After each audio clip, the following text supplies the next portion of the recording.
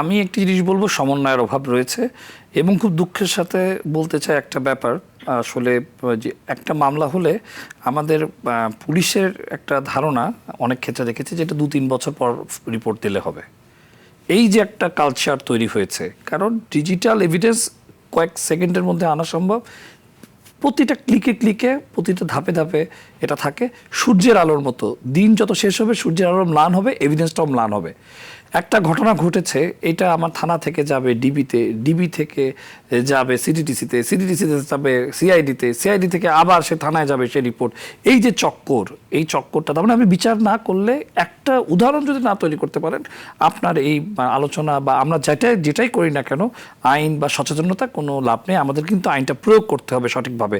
এবং আমি যেটা বলতে চাই, এই যেটা কালচার যে না আমার একটা সময় আছে, আমি 1 মাস পর, 1 বছর পর, 2 বছর পর আমি রিপোর্টটা দিতে পারবো, আমি করসপন্ডিং করতেছি, আমি ইমেল করেছি, সেই ইমেলের উত্তর আসার পর আমার সিনিয়র এটা বলবে যে এখন এটা আমি কি করব, এবং তারপর তাকে ক্রস করা হবে। আসামিরা কিন্তু যদি অ্যারেস্টও হয় তখন তারা কিন্তু আইনের বেড়াজালে চলে যাবে। একটি কথা বলতে চাই, আমাদের কিন্তু বেশ কিছু ফরেনার আমরা গ্রেফতার করেছি, বাংলাদেশ পুলিশ, এটিইউ এবং র্যাপিড অ্যাকশন ব্যাটালিয়ন। সে মামলাগুলোর কিন্তু কোনো খোঁজ খবর নেই, অথচ 100 কোটি টাকার মতো পাচারের একটা অভিযোগ মহাকালী ডিভিএসএস থেকে এদেরকে গ্রেফতার করা হয়েছিল। তারা কিন্তু সকলে জামিনে এবং যাদের দেশে চলেও গিয়েছে। তাহলে এই যে বিষয়গুলো, ক্রস বর্ডার জুডিশিয়ারি সিস্টেম অর্থাৎ ক্রস কান্ট্রি যে করসপন্ডিংগুলো, সেগুলো যদি আমরা খুব দ্রুততার সাথে না করতে পারি, মাল্টি স্টেকগুলোকে একটা প্ল্যাটফর্মে যদি আমরা আনতে না পারি, তাহলে দ্রুত বিচার করা সম্ভব না।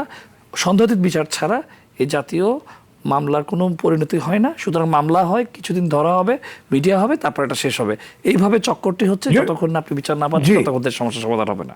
আমাদের সবচেয়ে বড় চ্যালেঞ্জ ছিল আইনটার মাধ্যমে থার্ড পার্টি অ্যাপ্লিকেশনের সুপার অ্যাডমিনকে তার লগগুলো আমাদেরকে প্রেরণ করা, যে জিনিসটা আমাদের আইনে কভার হয়ে গিয়েছে।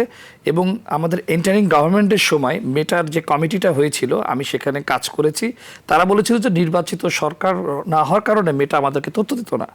এখন আমরা যদি নির্বাচিত সরকার, এবং তারা 3টা জিনিস আমাদের বলেছে: মিস ইনফরমেশন, ডিসইনফরমেশন, এনসাইনমেন্ট, হ্যাকিং, আনঅথরাইজড অ্যাক্সেস এবং হ্যাকিংয়ের একাডেমিক কিছু লিগ্যাল ওয়ার্ড তারা সংশোধন করতে বলেছে। আমরা কিন্তু সেই জিনিসগুলো সংশোধন করেই আমরা এই আইনটি পাশ করেছি এবং আশা করছি এই আইনটাতে প্রয়োগ হলে পরে আমরা আইনিভাবে যে যারা জড়িত তাদেরকে আমরা ধরতে পারবো, এবং ক্রস বর্ডার জুডিশিয়ারি সিস্টেমে যখন ইমপ্লিমেন্ট হবে তখন আমরা আসলে এটা 2-1টা রিমার্কেবল কেস হয়ে গেলে আমার মনে হয় আমরা এই জিনিসটা সাকসেস হবো। তখন আমরা আশার আলো দেখবো বলে আমি আশা করি।